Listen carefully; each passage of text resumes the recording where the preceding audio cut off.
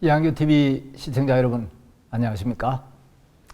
이번 시간에는 성령을 회방하는 죄에 대해서 여러분들에게 좀 말씀을 드리려고 합니다. 먼저 마태복음 12장 31절 32절을 제가 좀 읽겠습니다.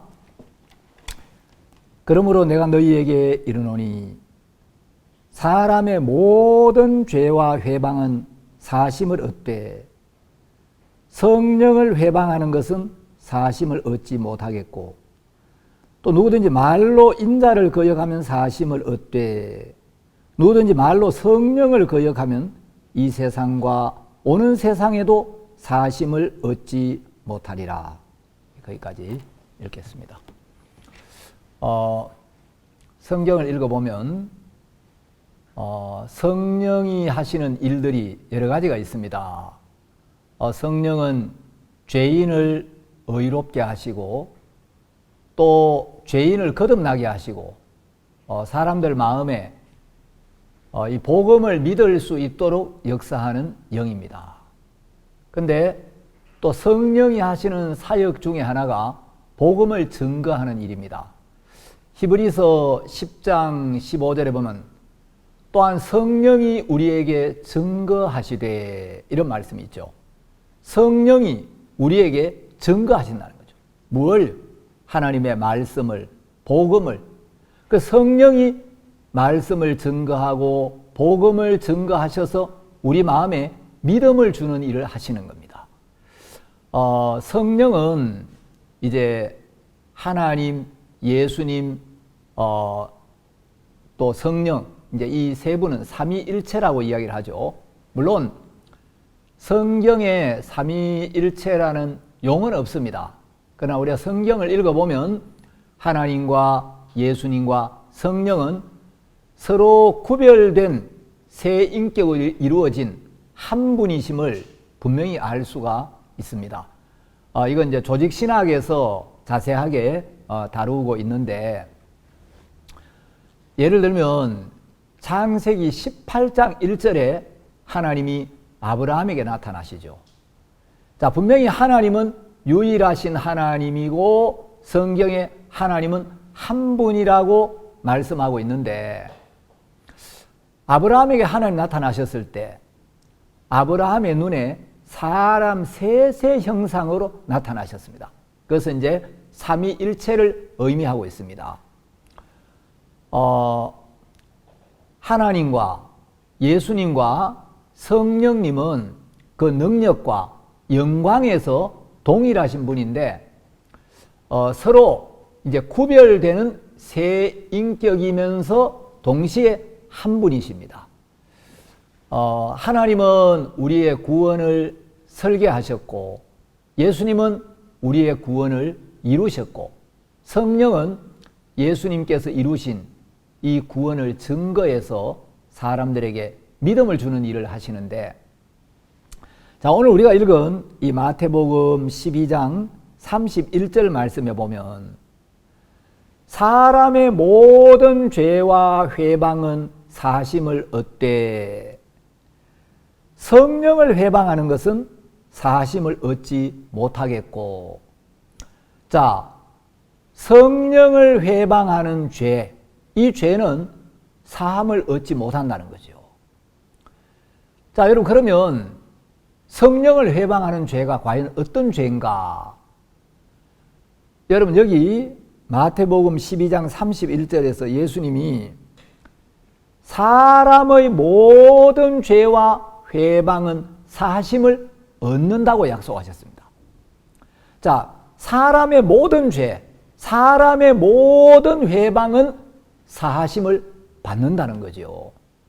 여러분, 살인도, 간음도, 거짓말도, 도둑질도, 낙태한 것도, 전쟁을 일으켜서 수많은 사람을 죽인 죄도, 그런 죄도 사하심을 받을 수 있다는 거죠.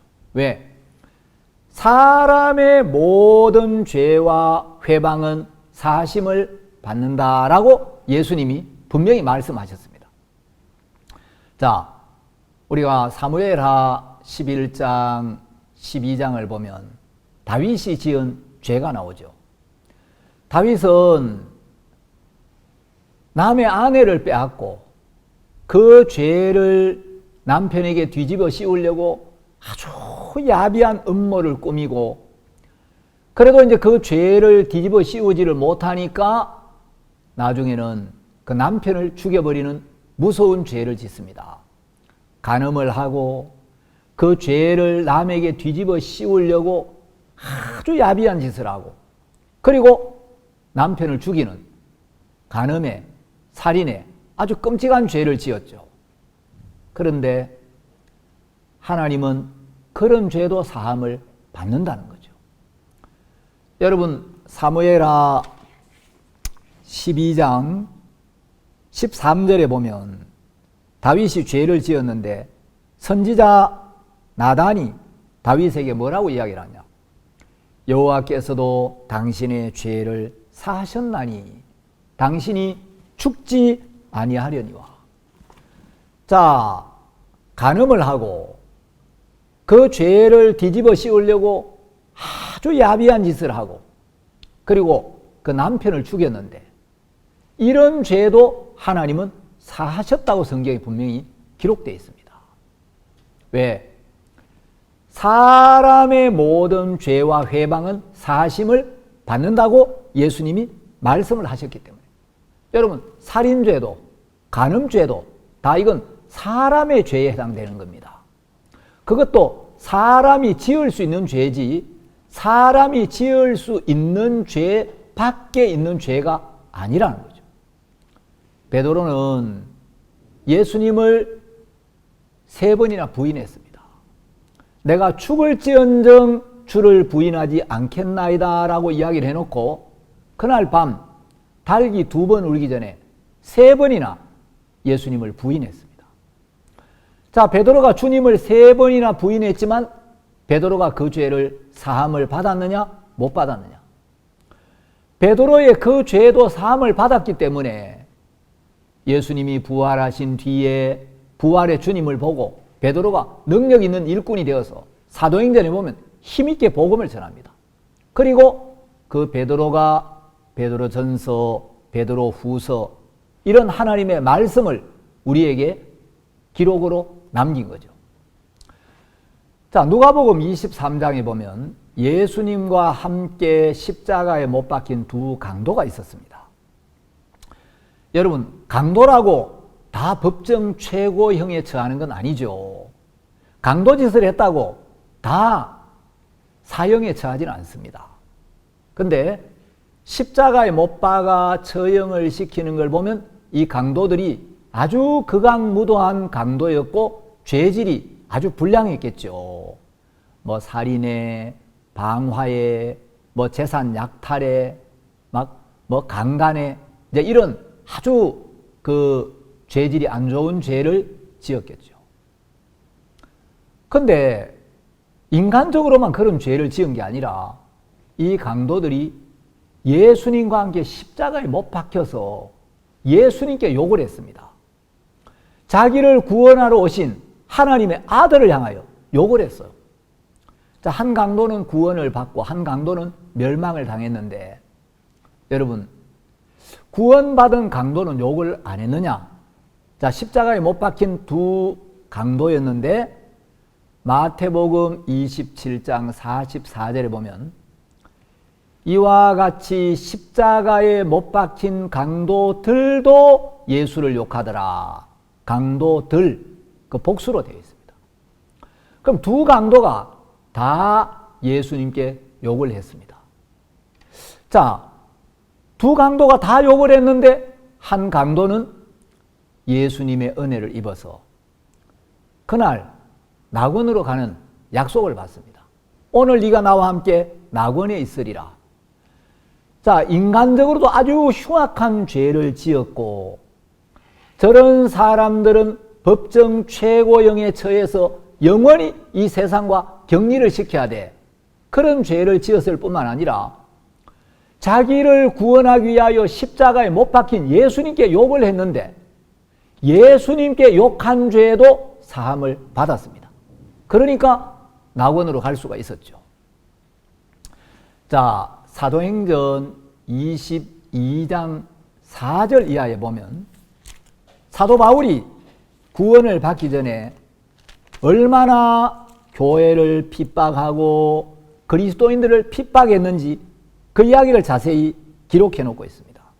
자, 사도 바울은 사도행전 22장 4절에서 내가 이 도를 핍박하여 사람을 죽이기까지 하고 남녀를 결박하여 옥에 넘겼노니.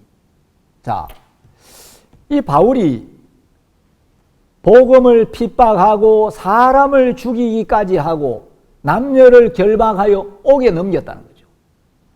그렇게 복음을 대적하고 교회를 핍박하고 그리스도인들을 죽인 무서운 죄를 지었는데 사도 바울이 그 죄를 사함 받았느냐 못 받았느냐. 그 죄를 사함 받았을 뿐만 아니라 하나님의 손에 잡혀 능력 있는 복음의 일꾼이 되었고 어떤 사도들보다 신령한 하나님의 종이 되었습니다. 자, 그러면 교회를 핍박하고 설령 막 그리스도인들을 죽이고 감옥에 가두는 그런 죄를 지었다 할지라도 그 죄도 사함을 받고 그런 사람도 구원을 받을 수가 있더라는 거예요. 여러분, 기독교 역사를 보면 이제 네로 황제가 이 기독교를 아주 무자비하게 핍박을 했습니다. 사도행전 27장 또 28장에 보면 이제 사도 바울이 로마 황제 앞에 섭니다. 사도행전 27장 24절에 보면 하나님이 바울에게 바울아 두려워 말라. 네가 가이사 앞에 서야 하겠고 이런 말씀이 있는데 여기 가이사는 로마 황제 시저를 말하는 게 아니고 로마 제5대 황제인 네로를 이야기합니다. 여기 가이사는 이제 로마 황제라는 뜻인데 구체적으로는 로마의 제5대 황제였던 네로를 이야기합니다. 사도 바울은 네로 황제가 로마의 황제로 있을 때 로마에 가서 복음을 전하다가 순교를 당했습니다. 자, 네로 황제는 어떤 죄를 지었습니까? 로마 시내 화재가 났을 때 그 방화의 책임을 그리스도인들에게 다 뒤집어 씌우고 그리스도인들을 무자비하게 죽이고 수많은 그리스도인들의 피를 흘렸습니다. 서기 64년 7월 18일에 막시무스라는 대전차 경기장 근처에서 큰 화재가 발생합니다. 이 로마 시는 아주 막 그 주택과 주택 사이가 다닥다닥 붙어 있어가지고 화재가 나면 굉장히 위험했는데 이 로마 시가 불길에 쌓여가지고 엿새 동안 계속 불바다가 되었습니다. 사람들이 생명을 잃고 재산을 잃고 막 통곡을 하고 있는데 네로 황제는 배우의 옷차림을 하고 팔라타인의 케나스의 탑 위에 올라가지고 하프를 연주하면서 트로이 멸망이라는 노래를 불렀습니다. 이 끔찍한 화재가 일주일 내내 계속됐는데 그 로마 시내 14지역 가운데 공교롭게도 4지역을 제외한 모든 지역이 불바다가 되어버렸습니다. 자, 이제 민심이 흉흉해지고 누가 이런 불을 질렀나? 누가 로마 시내를 이렇게 잿더미로 만들었나? 어떤 놈이야? 그래서 이제 막 밀란이 일어날 분위기였는데 사람들은 이 방화의 배후에는 네로가 있다. 네로가 새로운 도시를 건설하려고 일부러 이렇게 불을 지르게 했다. 이제 이런 소문이 막 퍼져나갔습니다. 네로는 이 방화의 책임을 뒤집어 씌울 희생양이 필요했는데 로마 시내 14지역 가운데 4지역을 제외한 모든 지역은 불바다가 됐는데 그 4지역은 공교롭게도 그리스도인들과 유대인들이 모여 사는 지역이었습니다. 네로는 이걸 이용하기로 했습니다. 그리스도인들이 불을 질렀다. 그리스도인들을 잡아들여라. 그리스도인들이 로마를 불바다로 만들었다. 이래가지고 그 당시 그리스도인들이 단지 그리스도인이라는 이유 때문에 네로 황제에게 잡혀옵니다. 네로 황제가 그리스도인들을 자기 왕궁에 있는 기둥에 묶어놓고 거기 기름 종이를 감아가지고 불을 붙여서 그 인초를 만들어가지고 기름 종이에 감겨서 기름 종이가 밤새도록 불타면서 그리스도인들이 타 죽도록 만들기도 하고, 또 어떤 사람들은 전갈과 독사가 우글우글거리는 이제 자루를 만들어서 그 자루에다가 사람을 집어넣고 묶어가지고 그걸 개들에게 던져주고 개들이 그 자루를 뜯어먹도록도 했습니다. 어떤 그리스도인들은 맹수의 밥이 되기도 하고, 어떤 그리스도인들은 막 짐승의 털가죽을 뒤집어 쓰고 물어 뜯기기도 하고. 자, 네로가 뭐 말할 수 없이 야비하게 그리스도인들을 핍박했습니다. 여러분, 네로가 이렇게 무자비하게 그리스도인들을 핍박했는데 이런 죄도 사함을 받을 수가 있을까요? 자, 아까 제가 읽은 사도행전 27장 24절에 하나님이 바울에게 말씀하십니다. 바울아, 두려워 말라. 네가 가이사 앞에 서야 하겠고. 바울이 왜 네로 황제 앞에 서야 합니까? 네로 황제가 악한 영에게 강하게 사로잡혀서 마귀에게 사로잡혀가지고 인간의 탈을 쓰고 있지만 마귀의 도구로 쓰임을 받고 있는데, 한때는 바울도 이 복음을 무자비하게 핍박했던 사람입니다. 그래서 하나님은 이 바울을 네로 앞에 세워서, 우리가 바울이 네로에게 어떻게 복음을 전했는지는 알 수가 없지만 분명한 것은 네가 가이사 앞에 서야 하겠고, 바울이 가이사 앞에 서야 했던 이유는 그 극악무도한 네로 황제도 회개하고 복음을 받아들일 기회를 주기 위해서였습니다. 자, 하나님이 그 귀한 당신의 종을 네로 황제 앞에 세운 이유가 성경에 기록되어 있습니다. 누가복음 21장에, 자, 누가복음 21장 12절에 보면 예수님께서 이 모든 일 전에 내 이름을 인하여 너희에게 손을 대어 핍박하며 회당과 옥에 넘겨주며 임금들과 관장들 앞에 끌어가려니와. 자, 복음을 증거하다가 그리스도인들이 임금들 앞에 끌려간다. 임금들 앞에 끌려가는 일이 있게 된다 하고 예수님 미리 말씀하셨습니다. 왜 그리스도인들이 임금들 앞에 끌려가느냐? 13절에 이 일이 도리어 너희에게 증거가 되리라. 자, 증거가 되리라. 그 증거라는 단어 위에 이 하는 숫자가 있고 성경 밑에 나날의 줄을 보면 증거의 기회가 이렇게 돼 있죠.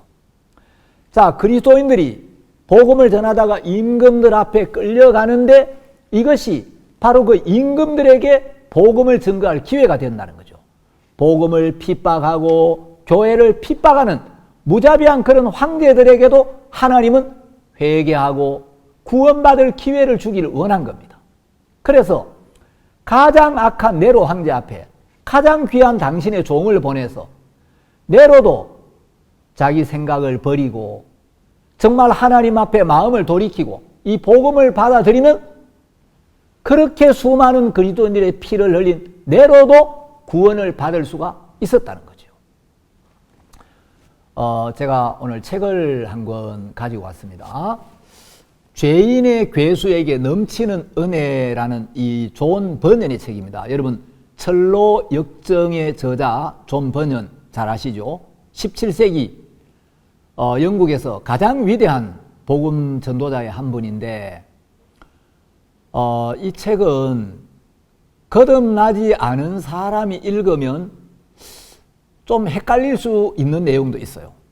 그런데 정확하게 거듭나서 영적인 눈이 떠진 사람이 이 책을 읽어보면 사탄이 우리가 복음을 받아들이지 못하도록 사람들 마음에 복음의 광채가 비치지 못하게 하려고 얼마나 사람들의 마음을 혼미케 하는지를 선명하게 볼 수 있고, 사탄이 사람들의 마음을 그렇게 혼미케 하는데도 불구하고 하나님은 또 이 존 번년의 영혼을 사랑하셔서 번년을 구원으로 인도하기 위하여 얼마나 또 많은 은혜를 베풀고 얼마나 많은 일을 하시는지도 동시에 선명하게 볼 수가 있습니다. 크리스찬 다이제스트사에서 출판한 책인데, 이 책 기회가 되면 여러분들에게 한번 읽어보라고 권하고 싶은 책입니다. 이 책을 읽어보면 사탄이 인간의 마음에 집어넣는 그 생각의 정체와 또 하나님이 인간을 사랑하시고 인간을 구원하시기 위하여 말씀으로 사탄이 주는 생각에서 벗어나게 하는 이런 역사를 굉장히 선명하게 대비를 시켜놨습니다.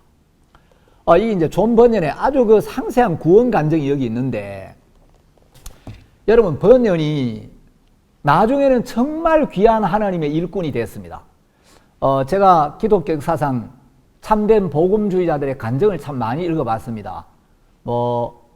이제 피터 왈도나 또 14세기 영국의 존 위클리프나 15세기 보헤미아의 프라대학 총장이었던 얀 후스, 또 16세기 마르틴 루터, 또 빙글리, 스코틀랜드의 존 녹스, 또 17세기 존 번연 청교도들의 그런 간증들, 또 18세기 감리교회 창시자 요한 웨슬레, 또 조지 휘필드, 찰스 웨슬레, 또 찰스 스펄전, 또 19세기의 D.L. 무디, 이런 많은 복음주의자들의 간증을 읽어봤는데, 제가 굉장히 은혜롭게 읽은 구원 간증 중에 하나가 이 존 번연의 구원 간증입니다. 이 존 번연의 구원 간증을 읽어보니까, 내가 이 분명한 구원을 받았다는 이 사실 하나만으로도 너무 감사한 거예요.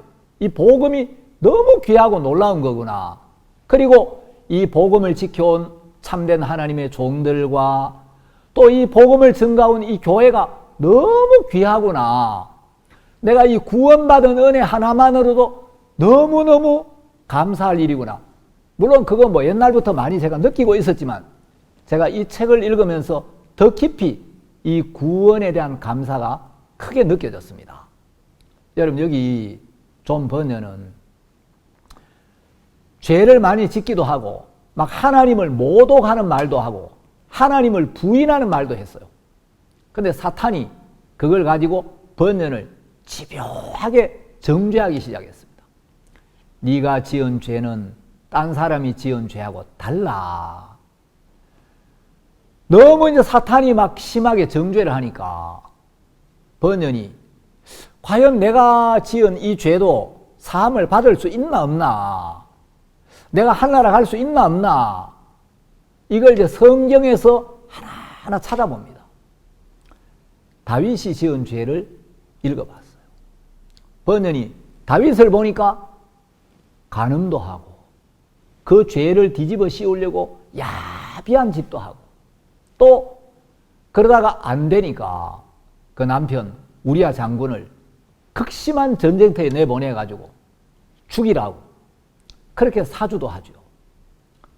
그런데 다윗의 그 죄도 사함을 받더라는 거예요. 그런데 사단이 번연의 마음에 네가 지은 죄는 다윗이 지은 죄하고 달라.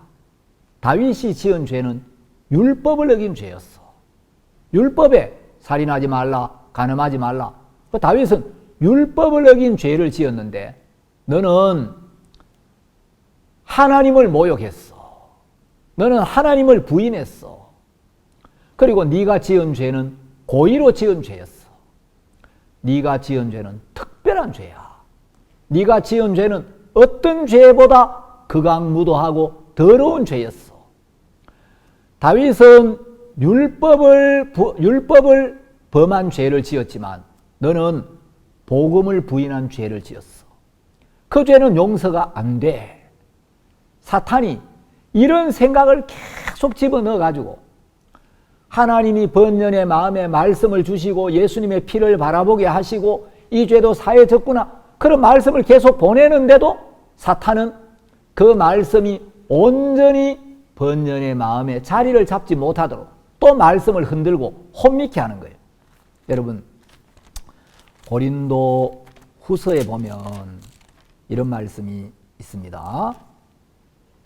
고린도 후서 4장 4절에 보시면 3절부터 읽겠습니다. 만일 우리 복음이 가리웠으면 망하는 자들에게 가리운 것이라. 그 중에 이 세상 신이 믿지 아니하는 자들의 마음을 혼미케 하여 그리스도의 영광의 복음의 광채가 비추지 못하게 함이니. 자, 여기 이 세상 신, 이게 바로 사탄, 악한 영, 마귀인데 사람들이 왜 복음을 받아들이지 못하느냐? 이 세상 신, 마귀가 믿지 아니하는 자들의 마음을 혼미케 하여 그리스도의 영광의 복음의 광채가 비추지 못하게 함이니. 여러분, 하나님은 우리 마음에 믿음을 주시려고 말씀을 보내시고 십자가를 바라보게 하시고 하나님의 약속을 바라보게 하시고 하나님은 너를 사랑하셔서 네 모든 죄를 사하셨어. 예수님을 보내서 하나님이 당신의 아들도 아끼지 아니하고 너를 위하여 보내서 그 아들의 몸에 네 모든 죄를 담당시켰고 예수님은 너의 모든 죄를 지고 그 죄를 위하여 십자가에 못 박혔고 피를 흘리셔서 그 피로 영원한 속죄를 이루셨어. 그래서 네 죄를 씻어주셨고 이제 하나님의 은혜로 너는 죄가 없어졌어. 이렇게 약속을 하시고 이 믿음을 주시려고 계속 일을 하시는데 사탄은 네가 지은 죄는 달라. 네가 지은 죄는 특별한 죄야. 그런 더러운 죄는 용서가 안 돼. 습관적으로 반복적으로 짓는 죄는 안 사해져. 이런 생각을 계속 넣어가지고 이 복음의 광채가 마음에 비치지를 못하게 하는 거예요. 자, 마태복음 12장에서 예수님은 뭐라고 말씀하셨습니까? 사람의 모든 죄와 회방은 사하심을 얻되. 여러분, 사람의 모든 죄. 자, 여러분이 살인을 했던 간음을 했던 뭐 어떤 죄를 지었던 여러분이 짓는 죄는 사람이 지을 수 있는 죄입니다. 여러분들은 사람이 지을 수 있는 죄 이상의 죄를 지을 수가 없고 여러분이 어떤 죄를 지었든지 그 죄는 사람이 지을 수 있는 죄지 사람이 지을 수 없는 죄가 아닙니다. 여러분이 살인을 했던 간음을 했던 하나님을 부인했던 예수님을 모독했던 물론 그런 죄를 지어도 좋다는 이야기는 결코 아닙니다. 그러나 여러분, 우리는 살인도 할 수가 있고 간음도 할 수가 있고 하나님을 부인할 수도 있고 예수님을 욕할 수도 있습니다. 그러나 그 모든 죄는 사람의 죄에 해당된다는 거죠. 그것도 사람이 지을 수 있는 죄지 사람이 지을 수 없는 죄가 아니라는 거죠.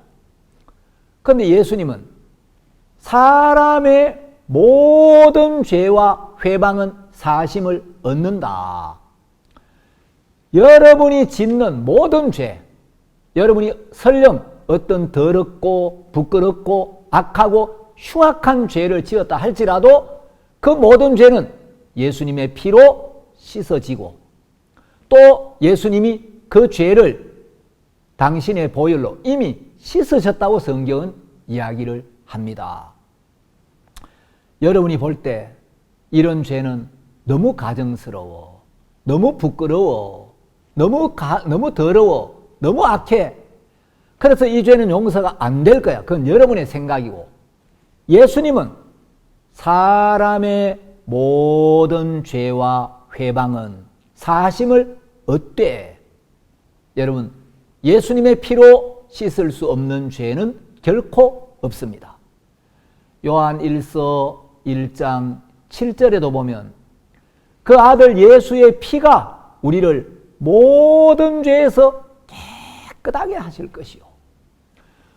우리를 모든 죄에서 깨끗하게 하는 능력이 예수님의 피에 있습니다. 그 피가 이미 십자가에 흘려졌고 그 피는 우리의 모든 죄를 씻었습니다. 그래서 하나님은 그 피를 보시고 우리를 향해서 의롭다 깨끗하다, 죄가 사해졌다, 이 놀라운 약속을 하신 겁니다. 다시 한번 말씀을 드리지만 사람이 짓는 모든 죄는 아무리 더럽고 악하고 가증스러운 죄라 할지라도 그것은 사람의 모든 죄와 회방 안에 포함되는 겁니다. 사람의 모든 죄와 회방은 사하심을 얻는다고 예수님이 말씀하셨습니다. 그거는 사함을 받을 수 있는 죄입니다. 사람의 모든 죄는 예수님의 보혈로 사하여졌습니다. 그런데 단 한 가지 사함을 받지 못하는 죄가 있는데 그게 바로 성령을 회방하는 죄라고 성경은 이야기를 하고 있습니다. 그럼 성령을 회방하는 죄가 뭡니까?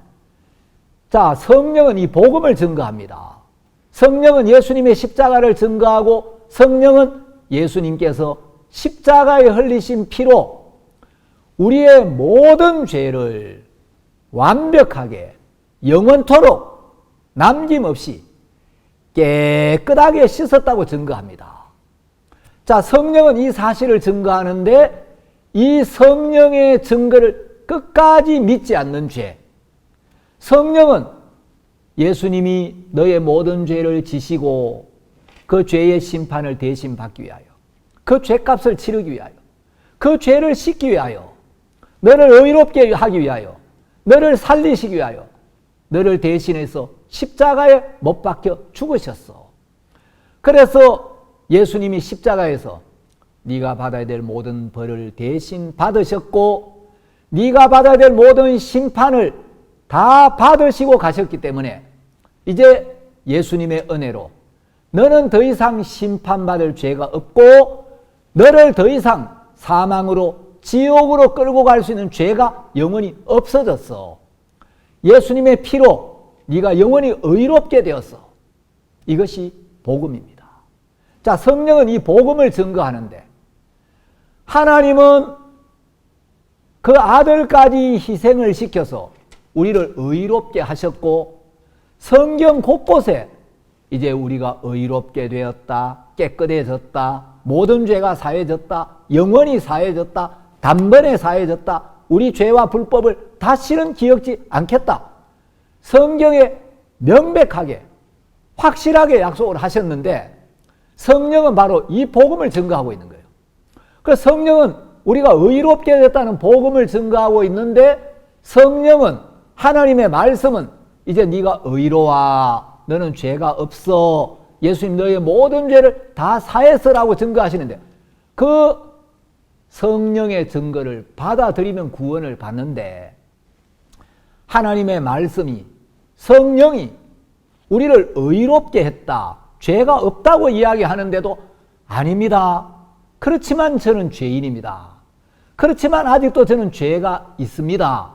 라고 이야기한다면 그거는 성령의 증거가 잘못됐습니다. 하나님 말씀이 거짓말입니다. 내가 죄가 있는데 왜 죄가 없다고 합니까? 그건 하나님과 맞서는 것이고 하나님의 말씀을 무시하는 것이고 성령의 증거를 짓밟는 거라는 거죠. 우리의 죄를 씻으신 십자가의 능력과 우리를 의롭게 하신 주님의 보혈, 그리고 그 보혈의 능력을 증가하는 하나님의 말씀을 믿지 않는 것이 바로 성령을 회방하는 죄입니다. 여러분의 모든 죄는 십자가에서 영원히 씻어졌습니다. 이것이 복음입니다. 자, 이 복음을 받아들이는 것이 성령의 증거를 받아들이는 것이고 성령이 우리 죄를 영원히 사했다고 우리 죄를 다시는 기억지 않는다고 증거하시는데 그런데도 성령의 증거를 받아들이지 아니하고 아닙니다. 그렇지만 저는 죄인입니다. 저는 아직도 죄가 있습니다. 그게 성령을 회방하는 죄라는 거죠. 예수님이 우리의 모든 죄를 사하시고 우리를 의롭게 하신 이 진리, 이 말씀, 이 증거, 이걸 받아들이지 않는 이것이 바로 성령을 회방하는 죄이고 이것이 사망에 이르는 죄라는 겁니다. 여러분, 사람의 모든 죄와 회방은 사심을 얻되 그 주님의 말씀을 믿으십시오. 여러분이 짓는 모든 죄와 모든 회방은 십자가에서 사해졌습니다. 여러분, 지옥에 가는 사람은 예수님이 그 죄를 사해 주지 않아서 죄가 있어서 지옥을 가는 게 아니라 예수님이 죄를 사하신 그 은혜를 받아들이지 않아서 예수님의 그 공로, 예수님의 그 희생, 예수님의 이 분명한 진리의 말씀을 받아들이지 않고 자기 생각을 믿기 때문입니다.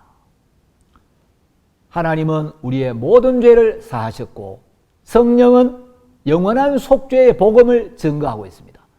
이 영원한 속죄의 복음을 받아들이지 않는 그것이 바로 성령을 회방하는 죄입니다.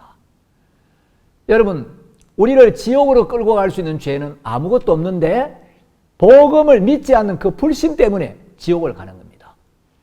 예수님이 우리 죄를 사해 주지 않아서 지옥을 가는 게 아니라 죄를 다 사해 놓았는데 우리 죄 때문에 하나님의 아들이 십자가에서 그 끔찍한 형벌을 받으시고 그 큰 고난을 받으셔서 우리 죄를 다 씻어주셨는데 그 많은 죄도 사해 주셨는데 죽을 때까지 이것을 믿지 않으면 그 복음을 믿지 않는 죄, 성령의 증거를 받아들이지 않는 그 죄 때문에 저주를 받고 멸망을 당하고 지옥으로 간다는 겁니다. 그 죄는 사함을 못 받는 거죠. 여러분들이 성경을 자세히 읽어보고 이런 부분을 잘 마음에 받아들여서 죄에서 해방을 받고 우리 모든 죄를 씻어주시고 우리를 의롭다고 약속하신 하나님의 말씀을 받아들여서 여러분들이 이런 은혜를 베푸신 하나님께 감사와 영광을 돌리게 되기를 바라고, 여러분, 성령 회방죄가 무엇을 의미하는지 정확하게 깨달아서 여러분 마음에 이제 죄에서 해방을 받고 말씀을 믿는 믿음 위에 서게 되기를 바랍니다. 오늘 여기까지 말씀드리겠습니다. 공감하시는 분들은 좋아요와 구독 신청 눌러주시면 감사하겠습니다. 안녕히 계십시오.